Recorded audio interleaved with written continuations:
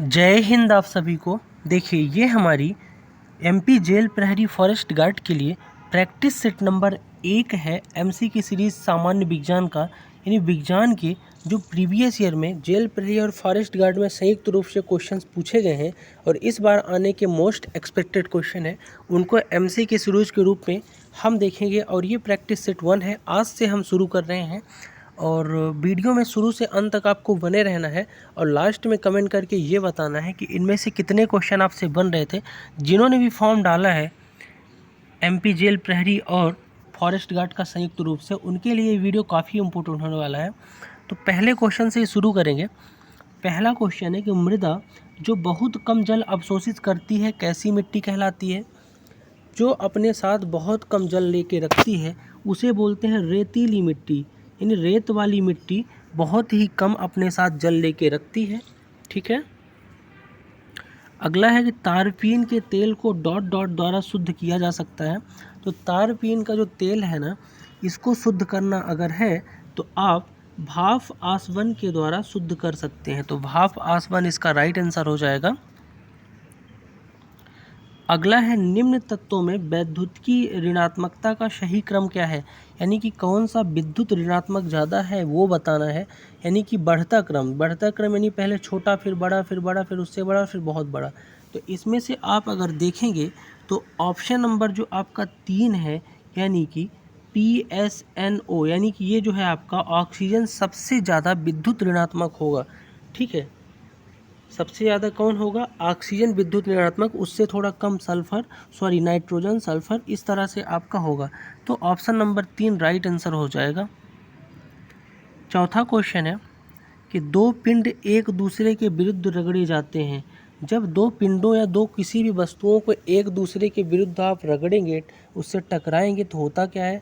तो ये जो होता है ना, एक खोएगा और दूसरा इलेक्ट्रॉन प्राप्त करता है, यानी कि एक अपने इलेक्ट्रॉन खो देगा और दूसरा इलेक्ट्रॉन को प्राप्त करेगा। ठीक है, तो ये इसका राइट आंसर हो जाएगा।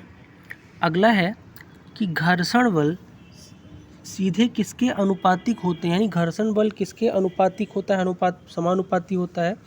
तो घर्षण बल जो है ना, गतिमान पिंड के ये सभी कारक के क्या होते हैं? अनुपातिक होते हैं। ठीक है। अगला है 6वां क्वेश्चन कि परागकण डॉट डॉट में उत्पन्न होते हैं। तो पुष्प से संबंधित क्वेश्चन है ये। तो परागकण होते कहाँ हैं? तो ये परागकण पंखुड़ियों में होते हैं, पुष्प की पंखुड़ियों में उत्पन्न होते हैं परागकण। अगला है कि रेतीली ज़मीन पर बिखरी लोहे की कीलों को एकत्र करने के लिए आप जो बल प्रयोग करेंगे वह है। अगर रेत में लोहे की कीली गुम गई हैं तो आपको लोहे की कीलों को बाहर निकालना है। तो लोहा क्या होता है? चुंबक से चिपक जाता है, इसके अंदर चुंबकीय गुण सबसे ज़्यादा होता है।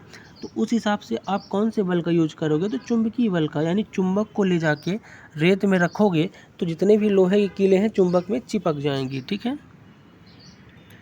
8वां क्वेश्चन है कि आज सूर्य अपने चरम शीर्ष पर होने के समय से अगले दिन पुनः चरम शीर्ष पर होने के मध्य समय अंतराल डॉट डॉट द्वारा निर्धारित करते हैं। यानी सूर्य आज अपने चरम शीर्ष पर सबसे ज़्यादा तप रहा है, सबसे ऊपर है। तो आज से लेकर कल तक के सबसे ऊपर होने के समय अंतराल को क्या बोलते हैं? तो उसे बोलते हैं कि अपनी धुरी पर पृथ्वी का परिक्रमण। ठीक है। नेक्स्ट क्वेश्चन है कि राइजोबियम अच्छा उदाहरण है। तो राइजोबियम जो है नाइट्रोजन का स्थिरीकरण होता है राइजोबियम जीवाणु के द्वारा। तो ये है क्या? तो आपका इसमें से राइजोबियम जो होता है ये एक सहजीवी होता है। कैसा जीव होता है? सहजीवी। ठीक है। अगला है कि जीवन में वृद्धि तथा संतुलन बनाए रखने के लिए अनिवार्य एमिनो अम्लों की संख्या क्या होती है? तो प्रोटीन, जैसे पता होगा आपको, एमिनो अम्ल या अमीनो एसिड प्रोटीन होते हैं।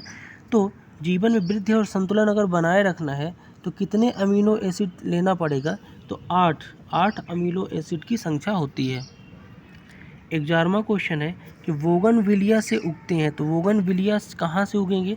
तो ये जो है ना आपके, ये कटाई से उगते हैं। कौन? बोगनविलिया। ठीक है। अगला है प्रबलता ध्वनि कोण का मापक है। यानी प्रबलता जो है, जो आपकी तीव्रता होगी ध्वनि की, तो वो किस कोण का मात्रक है? तो प्रबलता जो है आपका ये तीव्रता का, यानी कि ध्वनि की फ्रिक्वेंसी आवृत्ति जो है उससे जो होगा उसका मात्रक है प्रबलता। ठीक है, याद रखना है आपको। 13वां क्वेश्चन है आपके सामने कि दो अमिश्रणीय द्रवों को निम्न विधि से पृथक कर सकते हैं, यानी कि दो ऐसे द्रव जो आपस में मिश्रण नहीं हो सकता उनको निम्न किस तरह से अलग कर सकते हो आप? तो उन्हें आप पृथक्करण के कीप द्वारा ही अलग कर सकते हो, यानी पृथककारी कीप द्वारा आप अलग कर सकते हो दो अमिश्रणीय द्रव को। तो राइट आंसर हो जाएगा ऑप्शन नंबर 4। 14वां क्वेश्चन है, किसी यंत्र का एक कसा हुआ डोर डॉट डॉट आवृत्ति की ध्वनि उत्पन्न करती है, यानी कोई इस यंत्र है उसका एक कसा हुआ डोर जो है कौन सी आवृत्ति उत्पन्न करेगा? तो ये जो है आपका उच्च आवृत्ति, यानी कि हाई फ्रिक्वेंसी ये प्रोड्यूस करता है ना, कसा हुआ कोई कोर है तो। ठीक है। 15वां क्वेश्चन है कि NH3 में N की संयोजकता HCl में Cl की संयोजकता से कितनी गुनी है? यानी NH3 अमोनिया है, उसमें से N की संयोजकता जो भी है उससे HCl की Cl से संयोजकता कितनी गुनी है? तो ये आपकी जो है ना यहाँ पे लगभग 3 गुना हो जाती है। कितने गुना? तो 3 गुना इसका राइट आंसर हो जाएगा। 16वां नंबर क्वेश्चन देखेंगे कि सोलर कुकर में निम्न में से कौन से प्रकार का दर्पण उपयोग किया जाता है? तो सोलर कुकर वही होता है जो आपका सौर ऊर्जा से इसमें खाना बनता है, काले काले इसके शीशे होते हैं। तो इसमें लगाने वाला दर्पण कौन सा है ये पूछा है। तो इसमें से जो पॉलिशीकृत दर्पण होता है ना, समतल दर्पण, तो समतल दर्पण का यूज करते हैं सोलर कुकर में। आपको याद रखना है, मोस्ट इम्पोर्टेंट क्वेश्चन है। अगला क्वेश्चन है कि लाइकेन संयुक्त अंग होते हैं। तो लाइकेन किसके संयुक्त अंग होते हैं आपको बताना था, जिसमें शैवाल और डॉट डॉट शामिल होते हैं। देखो लाइकेन वो होते हैं जैसे कि आपने पीएच मान ज्ञात करने के लिए, यानी अम्ल और क्षार को पता करने के लिए आपने यूज किया होगा लिटमस पेपर, वो भी लाइकेन के ही बने हुए होते हैं। ठीक है, तो पूछा क्वेश्चन ये है कि लाइकेन संयुक्त अंग है जिसमें शैवाल और डॉट डॉट शामिल हैं। तो लाइकेन में है आपका शैवाल और कवक होते हैं, याद रखना। लाइकेन ऐसी चीज़ है जिसमें शैवाल और कवक पाए जाते हैं। ठीक है, और इसको लिटमस पेपर वगैरह में यूज किया जाता है अम्ल और क्षार के लिए। ठीक। 18वां नंबर क्वेश्चन है कि सूर्य की परावैंगनी किरणों से निम्नलिखित किसके द्वारा बचाव होता है? तो देखो सूर्य की हानिकारक जो रेडिएशन है डायरेक्ट हमारी बॉडी में ना पड़े, इसके लिए सूर्य की परावैंगनी किरणों से हमारी रक्षा करता है ओजोन। ओजोन जिसका आपका O3 होता है प्रतीक O3। ठीक है, ऑक्सीजन का 3 परमाणु, तो ये ओजोन इसका राइट आंसर हो जाएगा। 9वां क्वेश्चन देखेंगे कि एक प्रकाश किरण दर्पण की सतह से टकराकर वापस लौटती है, इसे क्या कहते हैं? देखो पहले तो आप जान लो कि प्रकाश अगर किसी सतह से टकराकर उसी माध्यम में वापस लौट रहा है उसे आप बोलते हो क्या? परावर्तन। परावर्तन यानी रिफ्लेक्शन। परावर्तन एक ऐसी घटना है जिससे प्रकाश उसी सतह से टकराकर वापस आ जाता है।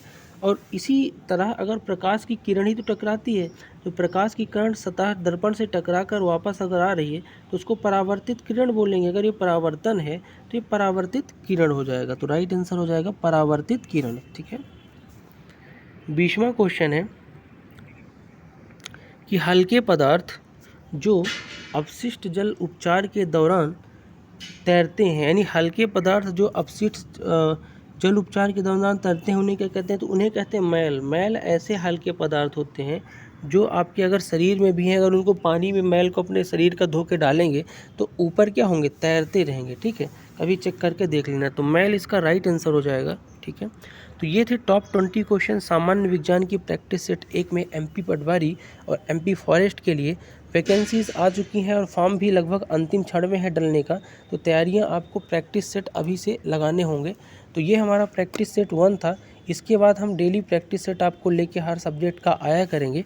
तो जिन्होंने भी अभी चैनल को सब्सक्राइब नहीं किया है तो उनसे निवेदन है कि चैनल को सब्सक्राइब कर लीजिए डेली के अपडेट्स के लिए। मिलते हैं नेक्स्ट वीडियो में, तब तक के लिए जय हिंद।